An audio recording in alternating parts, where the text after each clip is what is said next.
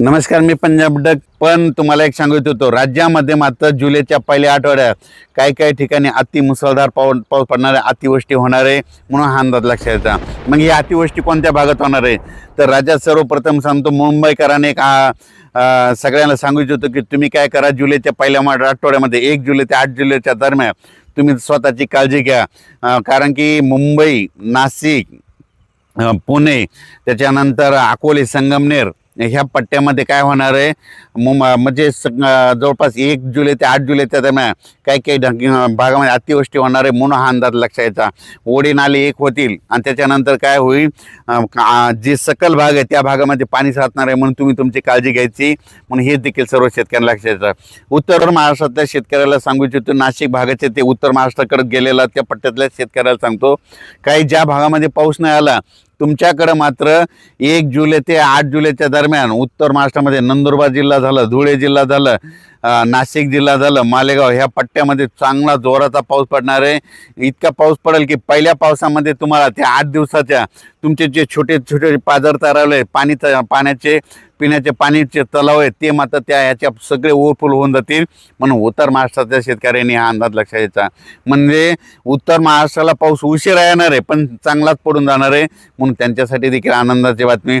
त्याच्यानंतर मालेगाव तालुका, नाशिक जिल्ह्यातला मालेगाव, त्याच्यानंतर निफाड, येवला, वैजापूर, गंगापूर, शिर्डी, राहता, कोपरगाव, त्याच्यानंतर संभाजीनगरचा फुलंब्री ह्या पट्ट्यातल्या शेतकऱ्याला सांगू इच्छितो की तुमच्याकडे देखील म्हणजे 1 जुलै ते 8 जुलैच्या दरम्यान काही ठिकाणी अतिमुसळधार पाऊस पडणार आहे म्हणून हा अंदाज तुम्ही ते देखील लक्षात यायचा.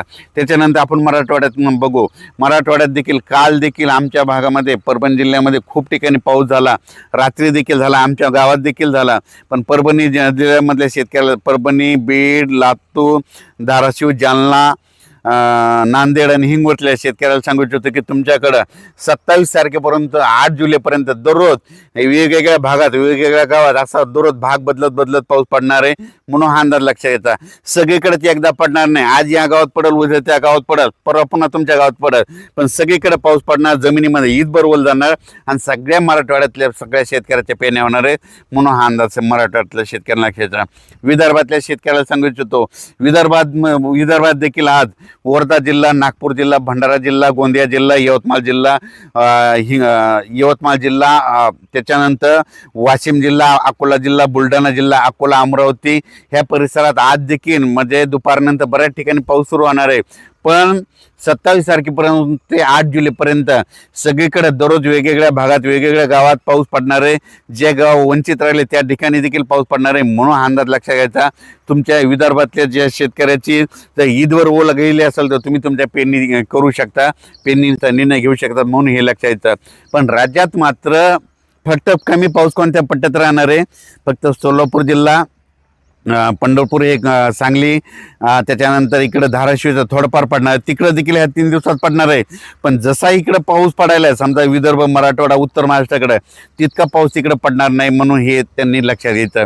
राज्यात मात्र जुलैच्या पहिल्या आठवड्यात काही काही ठिकाणी अतिवृष्टी होणार आहे. त्याच्यामध्ये मुंबई, त्याच्यानंतर पुणे, त्याच्यानंतर कोपरगाव, संगमनेर जिल्ह्यातला अकोले तालुका, त्याच्यानंतर हे शिर्डी, राहता, कोपरगाव असं ह्या पट्ट्यामध्ये नाशिक, निफाड त्या परिसरामध्ये, त्याच्यानंतर नाशिककडे वरच्या भागामध्ये चांगला पाऊस पडणार आहे. म्हणजे ओढे नाले खळखळून वाहतील तर ते कॅचमेंट एरियामध्ये, धरण क्षेत्रामध्ये पाऊस पडणार आहे.